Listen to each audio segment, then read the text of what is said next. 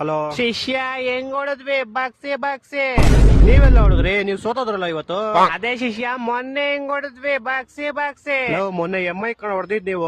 ಅದೇ ಶಿಷ್ಯ ಹೆಂಗ್ ಹೊಡದ್ವಿ. ಏನ್ ಹೊಡಿಯೋದು, ಹಾರ್ದಿಕ್ ಪಾಂಡ್ಯ ಮತ್ತೆ ತಿಲಕ್ ವರ್ಮಾ ಬಂದಾಗ ಕೆಳಗಡೆ ಗಲಗಲ ಅನ್ಬಿಟ್ಟಿರುತ್ತೆ ನಿಮ್ಗೆ. ಅದೆಲ್ಲ ಮಾತಾಡ್ಬೇಡಿ ನೀವು. ಒಟ್ನಲ್ಲಿ ಗೆದ್ವಾ, ನಮಗ್ ಗೆಲ್ಲದ್ ಇಂಪಾರ್ಟೆಂಟ್. ಆಯ್ತು, ಅದಕ್ಕೇನೋ ಇವಾಗ. ಅದೇ ಶಿಷ್ಯ ನಿಮ್ಗೊಂದ್ಸತಿ ಆಯ್ತು, MI ಆಯ್ತು, ನೆಕ್ಸ್ಟ್ RR ಪಂಜಾಬ್ ನ ಹೊಡೆದ್ಬಿಟ್ಟು ಮೇ 3ನೇ ತಾರೀಕು ನಿಮ್ಗೆ ಬಾಕ್ಸೆ ಬಾಕ್ಸೆ ಹೊಡಿಯದೆ. ಬಾರ ಶಿಷ್ಯ, ಆಯ್ತು. ನಿಮ್ಮೆಲ್ಲರಿಗೂ ನಮ್ ತಲಾ ಒಬ್ನೇ ಸಾಕು. ನೋಡಿ ನೋಡಿ, ಲಾಸ್ಟ್ 4 ಮ್ಯಾಚ್ ಏನ್ ವಿಜಯ, ಏನ್ ವಿಜಯ. ಅದು ಅಲ್ಲದೆ ಪಾಯಿಂಟ್ಸ್ ಟೇಬಲ್ ಅಲ್ಲಿ ಬೇರೆ ಟಾಪ್ ಅಲ್ಲಿ ಇದೀರಂತೆ. ಬತ್ತೀವ್ ಶಿಷ್ಯ, ಇನ್ನು 9 ಮ್ಯಾಚ್ ಐತೆ. ಬತ್ತೀವ್ ತಾಳು. ಬರ್ರಿ ಇವತ್ ನೈಟ್ ಬೇರೆ KKR ಮೇಲೆ ಐತಲ್ಲ, ನೋಡೋಣ ಏನ್ ಮಾಡ್ತೀರಾ ಅಂತ. ನೋಡು ನಮ್ ತಲಾ ಹೆಂಗ್ ಕೊಡ್ತಾನೆ ಅಂತ. ನಿಮ್ ಟೀಮ್ ಅಲ್ಲಿ ನಿಮ್ ತಲಾ ಬಿಟ್ಟು ಇನ್ನು 10 ಜನ ಅವ್ರೆ ಕಣ. ಆದ್ರೂ ನಮ್ ತಲಾನೇ ನಮ್ಗೆ. ಅಯ್ಯ ಆಯ್ತು, ನಿಮ್ ತಲಾದ ಹಿಡ್ಕೊಂಡ್ ನೇತಾಡ್ರಿ. ಏನಂದೆ?